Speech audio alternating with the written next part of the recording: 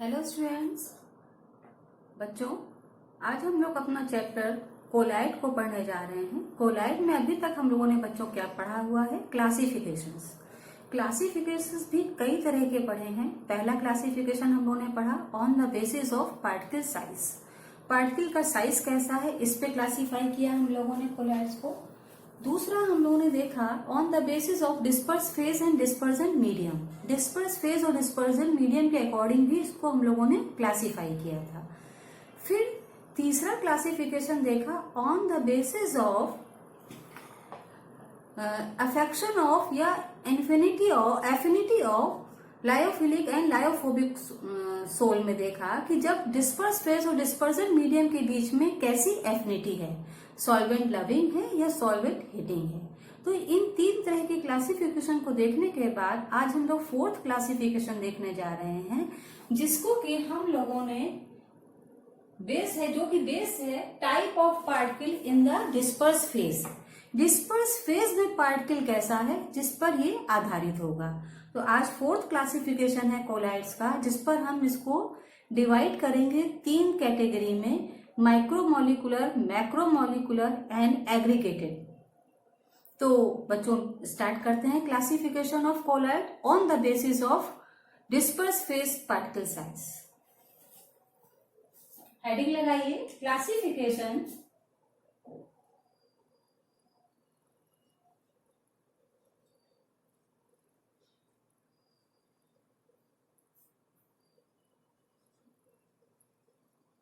based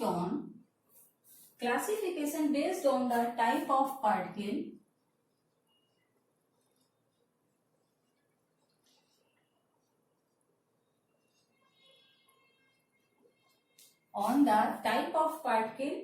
of the disperse phase। Particles लिख देते हैं क्योंकि कई पार्टिकल होंगे, कोई सिंगल पार्टिकल तो होगा नहीं। Particles of the disperse phase.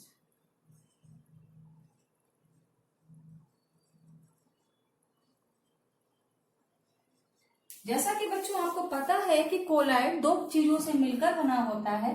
जो ये आपका कोलाइड है, कोलाइडल सिस्टम है, ये कोलाइडल सिस्टम जो है ये आपको पता है कि दो भागों से मिलकर बना होता है।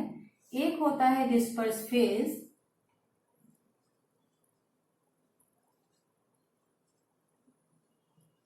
एक है डिस्पर्जन मीडियम।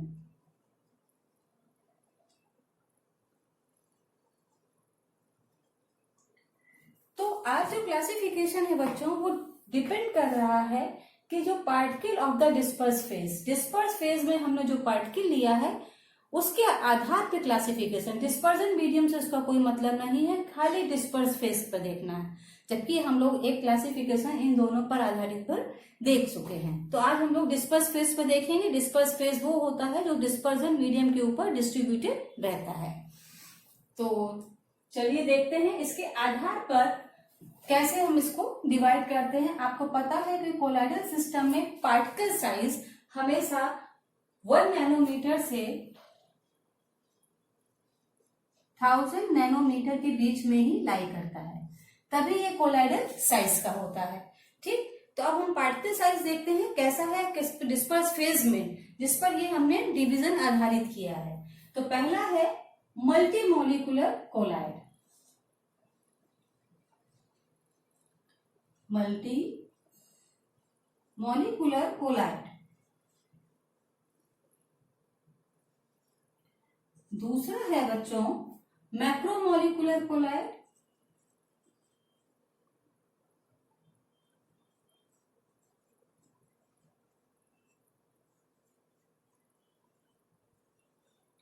और तीसरा है बच्चों एसोसिएटेड कोलाइड।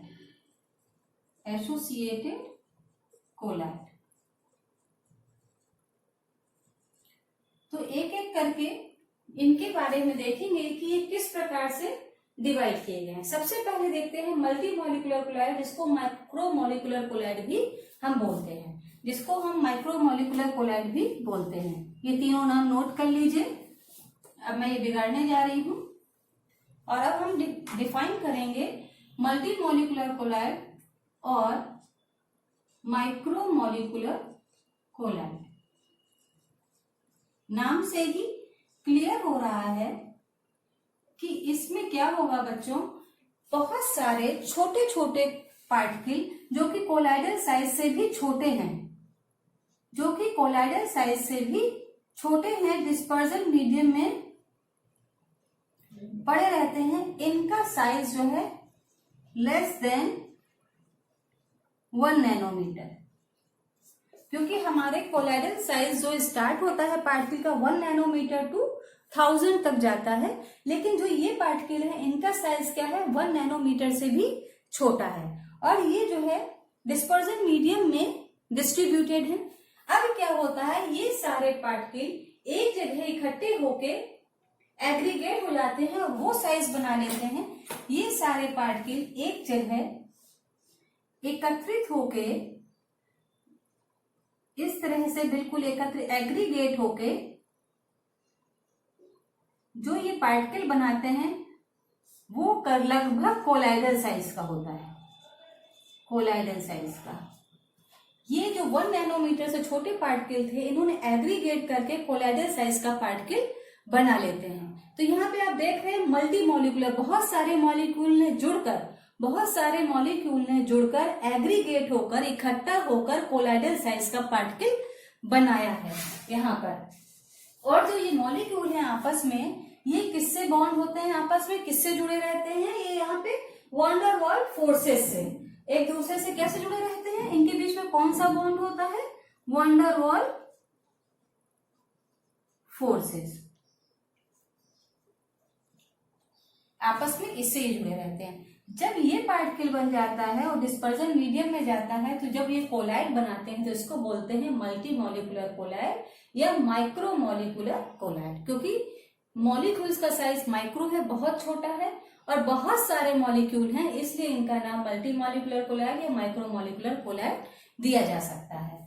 तो इसमें क्या होगा, जब पार्टिकल्स डिस्पर्स फेज के पार्टिकल कोलाइडल साइज से छोटे होते हैं, मतलब 1 नैनोमीटर से भी छोटे होते हैं, तब एग्रीगेट करके वो कोलाइडल साइज का पार्टिकल बना लेते हैं और डिस्पर्जन मीडियम में डिसॉल्व होते हैं, तो उसको हम बोलते हैं मल्टी मॉलिक्यूलर कोलाइड।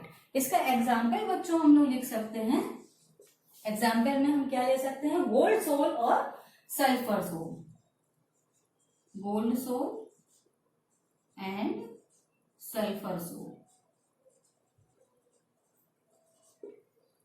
तो ये हो गया आपका मल्टी मॉलिक्यूलर कोलाइड, इसको बोलते हैं बच्चों मल्टी मॉलिक्यूलर कोलाइड। नेक्स्ट पे आते हैं हम लोग, ये नोट कर लिया, समझ में आ गया। नेक्स्ट अब दूसरा डालते हैं, सेकंड नंबर में है बच्चों मैक्रो मॉलिक्यूलर।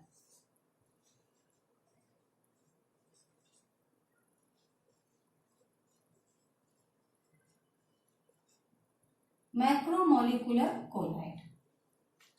अब क्योंकि ये डिस्ट्रीब्यूशन डिस्पर्स फेज के हिसाब से है, तो मतलब यहाँ पर जो मैक्रो मॉलिक्यूलर कोलाइड भी बना हुआ है, यहाँ पर डिस्पर्स फेज के पार्टिकल ही मैक्रो साइज में होंगे, बहुत हेवी मॉलिक्यूल होंगे जिनका वेट बहुत ज्यादा होगा, ठीक। क्योंकि मैक्रो शब्द आ रहा है, इसका मतलब क्या होगा, लार्ज मॉलिक्यूल जिनका डायमेंशन क्या है, कोलाइडल पार्टिकल साइज से बहुत बड़ा होता है।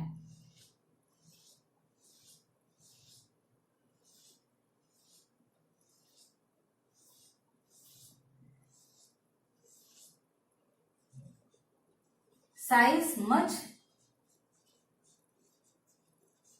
larger than कोलाइडल साइज, जिनका साइज कोलाइडल साइज से बहुत बड़ा होता है और इनका मॉलिक्यूलर वेट बहुत ज्यादा होता है, very high molecular weight, having very high molecular weight.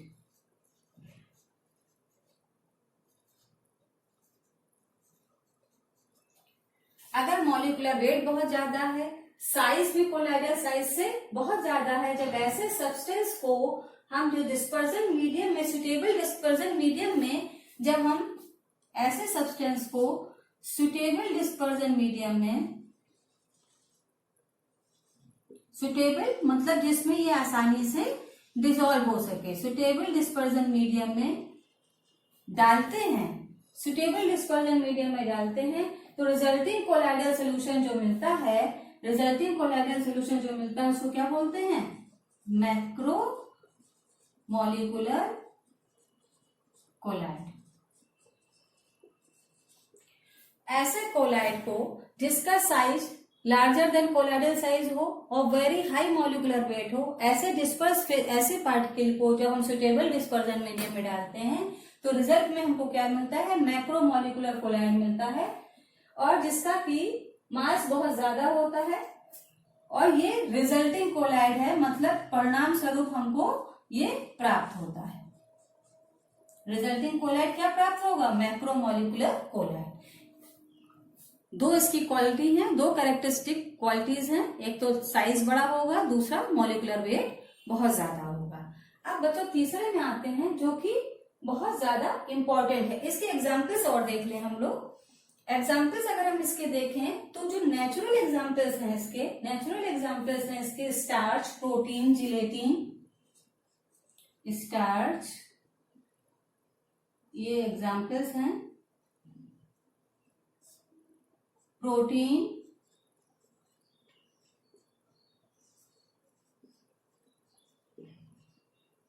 Gelatin, ये इनमें कुछ भी सिंथेटिक नहीं है। स्टार्च है, प्रोटीन है, जिलेटिन है, सेल्यूलोज है, न्यूक्लिक एसिड है, सेल्यूलोज है और न्यूक्लिक एसिड है, और भी बहुत सारे हो सकते हैं। ये सब आते हैं आपके मैक्रोमोलिकुलर के नेचुरल एग्जाम्पल हैं। जो अब आ जाइए सिंथेटिक एग्जाम्पल में, अगर हम आ जाएं, सिंथेटिक एग्जाम्पल इसके कौन कौन से हैं बच्चों? तो वो आ जाएंगे आपके सिंथेटिक एग्जाम्पल। इसमें आ जाएगा पॉलीथीन। पॉलीथीन आप लोगों ने खूब देखा हुआ है। पॉलीप्रोपाइलीन, रबर, रबर अच्छा नेचुरल भी होती है, तो यह नेचुरल रबर यहां पर आ जाएगी एग्जाम्पल में, और यहां पर आ जाएगी सिंथेटिक रबर या आर्टिफिशियल रबर, सिंथेटिक रबर, ठीक है ना, और पॉलीप्रोपाइलीन एसेट्रा, पाइलीन। तो ये हो गया आपका मैक्रोमोलिकुलर कोलाइड। मैक्रोमोलिकुलर कोलाइड वो हैं जिनका साइज बहुत बड़ा है, जिनका मॉलिक्यूलर वेट बहुत ज्यादा है। जब इनको सुटेबल डिस्पर्जन मीडियम में डालते हैं तो मैक्रोमोलिकुलर कोलाइड परिणाम स्वरूप हमें प्राप्त होता है। इनके नेचुरल एग्जाम्पल हैं starch, protein, gelatin, cellulose, nucleic acid, और सिंथेटिक एग्जाम्पल है पॉलीथीन, सिंथेटिक रबर और पॉलीप्रोपाइलीन।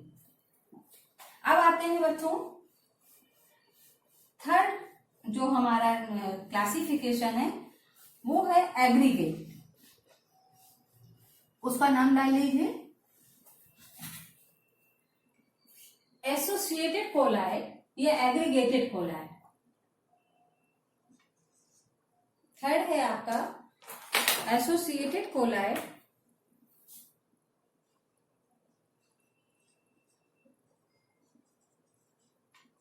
या एग्रीगेटेड कोलाइड। और बच्चों ये इंपॉर्टेंट इसलिए है क्योंकि हम इसके द्वारा सोप का एक्शन समझते हैं कि कैसे वो कपड़ों को साफ करता है। हम लोग का एग्जाम्पल है cleansing of cloth by soap, तो उसको इसके द्वारा ही समझा जा सकता है। तो पहले तो ये समझे कि एसोसिएटेड कोलाइड किसे कहते हैं। इसको बच्चों हम लोग मसल्स भी बोलते हैं।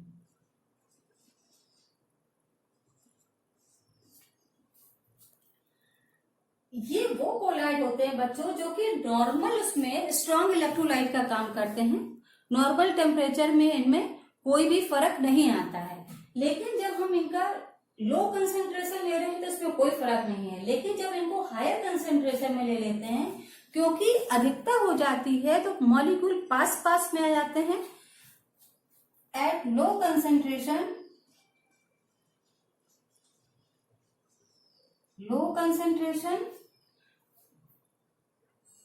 act as normal electrolyte,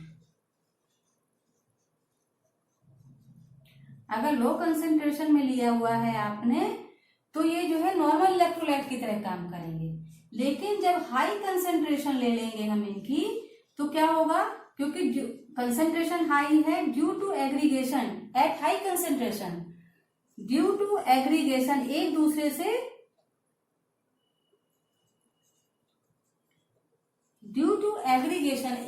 से चिपक जाते हैं ये, मतलब प्रेसिपिटेट बनाने लगते हैं ये, सॉरी एग्रीगेशन, प्रेसिपिटेट एक दूसरे से चिपक जाते हैं ड्यू टू एग्रीगेशन। ये क्या करते हैं, ये ड्यू टू एग्रीगेशन में मिसल्स क्या बना लेते हैं, मिसल्स बना लेते हैं, या इन्हीं को बोलते हैं एसोसिएटेड कोलाइड और एसोसिएटेड कोलाइड।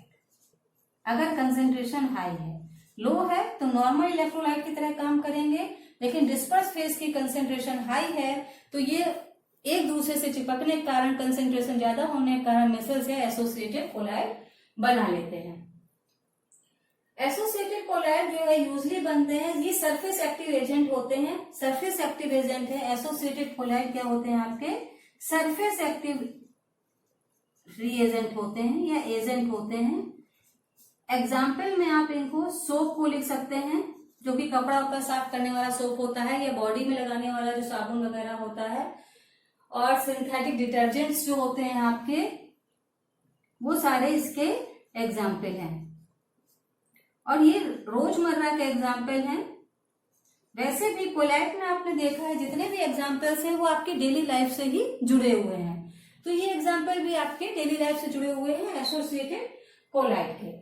तो एसोसिएटेड कोलाइड में क्या है बच्चों, जब हाई कंसेंट्रेशन लेंगे, जब हम हाई कंसेंट्रेशन लेंगे तो ड्यू टू एग्रीगेशन ये एसोसिएटेड कोलाइड बनाते हैं, सरफेस एक्टिव एजेंट होते हैं ये, और इनके एग्जाम्पल हैं सोप और सिंथेटिक डिटर्जेंट। तो बच्चों आज के लिए इतना ही रखिए, ये क्लासिफिकेशन कंप्लीट हुआ है आपका। नेक्स्ट टाइम पे हम आपको बताएंगे कि किस प्रकार से सोप काम करता है और क्लींजिंग एक्शन ऑफ सोप। तो घर पे रहिए बच्चों, सुरक्षित रहिए और पढ़ाई करते रहिए।